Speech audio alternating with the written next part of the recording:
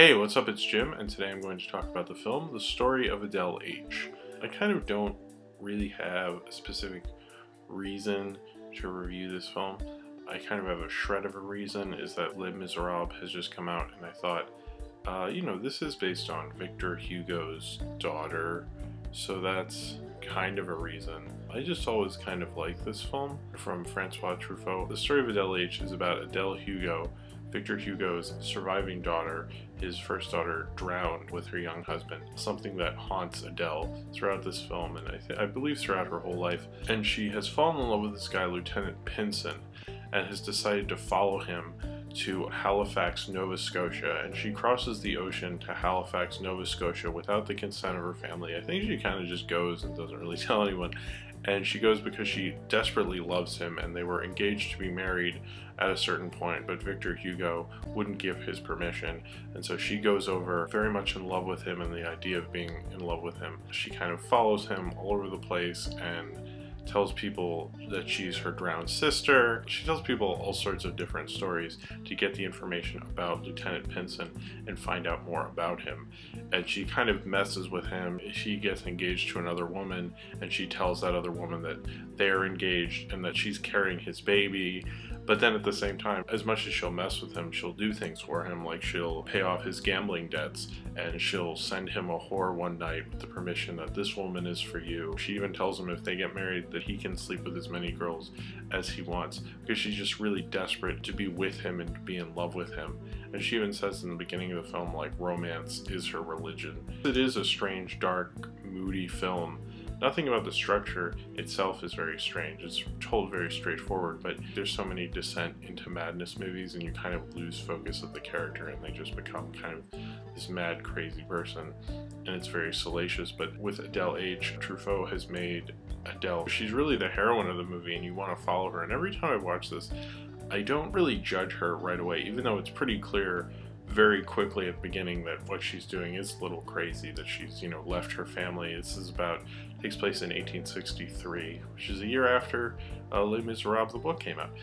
She's doing things that are a little off, that she's a little odd, but as a viewer, I've never really judged her as much as maybe, better judgment would, and if I had actually met her in real life, you probably would. That shows like how Truffaut was not very judgmental in how he's portraying Adele, which I really like about this movie. In a lot of ways, it's very easy to take the road that she's just crazy, and you'd probably lose focus of the character in that, but because so much of her is about this romance and her need to be in love with Lieutenant Pinson, you kind of fall in love with the idea of the romance and her obsession. Lieutenant Pinson is a terrible, shitty person. He has gambling debts, he's been engaged to a million different women, he kind of does what he wants. He's like a Don Juan kind of person, and apparently Victor Hugo himself was like that, so maybe that's why she's into that. When you're following her and with Truffaut's treatment of her, and it is like sympathetic, but you kind of love the idea of her romance and her obsession. It's like I've always wanted to follow it. This is a very well-made film. It's shot by one of the great cinematographers of the 70s,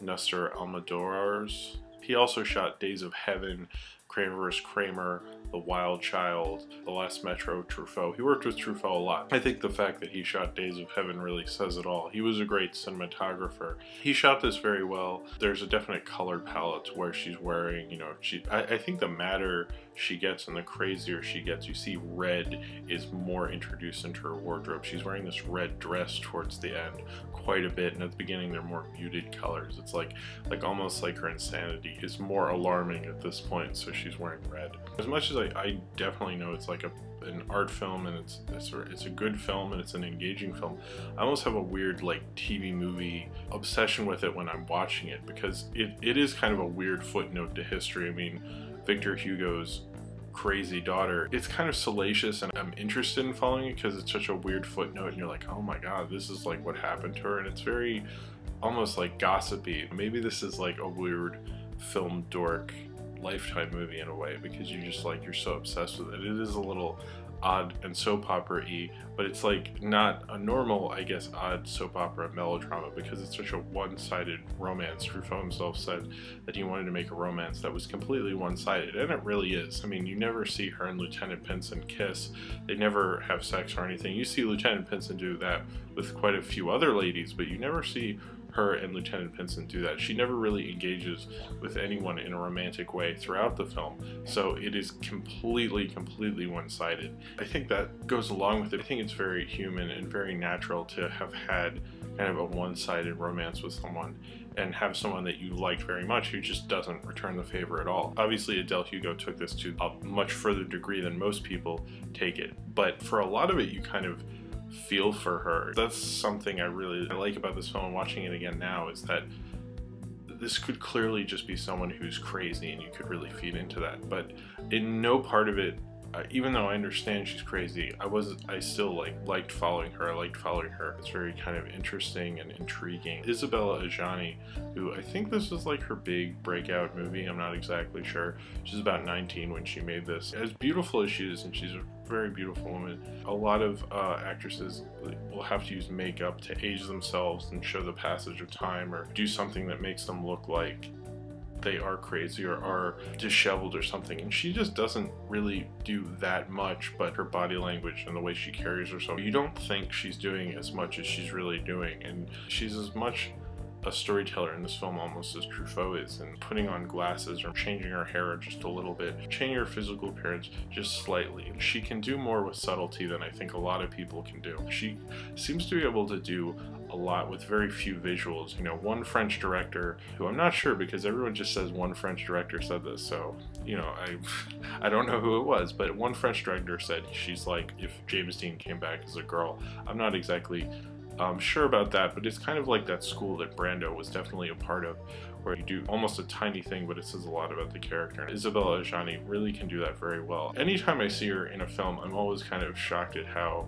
at the beginning, I'm like, oh, I don't know if she's really doing anything, and by the end, I'm so wrapped up in her character. She was nominated for an Oscar for this film. She's a great actress, but I don't think she's a very showy actress. I don't think you would really see an actress like Isabella Adjani today, because you really have to kind of enunciate and show what you're doing, and I don't think she's into that. She's a little quieter. She's really perfect for Adele Hugo, because you really want kind of this quiet, internal, cerebral kind of person for it, because I think Adele was very much in her own head, and a lot of times I feel like when Isabella Adjani is acting, I feel like she's in her own head. I didn't know how big of a deal it was when it came out. My dad just introduced me to it a long time ago, and I always thought it was just kind of this weird little movie, and I'd never really heard that many people talk about it, but apparently it was kind of a big deal when it came out. I mean, it was nominated for an Oscar, so obviously it wasn't small potatoes or anything, but there's something about this film that feels very intimate. The fact that you're following someone and you're hearing from her diaries and you're going on her obsessive journey of Lieutenant Pinson, that feels very intimate and kind of close to me, and I just never look at this as a big movie. You know, when people list off Truffaut films, I very rarely hear this mentioned, and I always think that's kind of unfortunate, but I also kind of like having it at this like small little, you know, weird curiosity movie, even though I guess it's not really, but it has that vibe to it. It has that feel, that moody kind of small feel to it, because you're following this one character, Adele, throughout the film. So I think it definitely plays into that. So I always kind of like to view it that way, and that's probably why I'm even reviewing it, because it does feel like this small little movie that, even though I don't have like a real reason to review this, I want to. It's very like straight. It's not entirely as metaphorical as you'd really expect, even from this kind of a time period. But there's something kind of very salacious about the whole thing, very gossipy, that I quite like, but I also think it's a very well-made film and an interesting film following Adele Hugo on her journey to find Lieutenant Pinson at Halifax, Nova Scotia. So if you have seen The Story of Adele H and you would like to talk about it, then comment below in the comments, and subscribe if you would like to.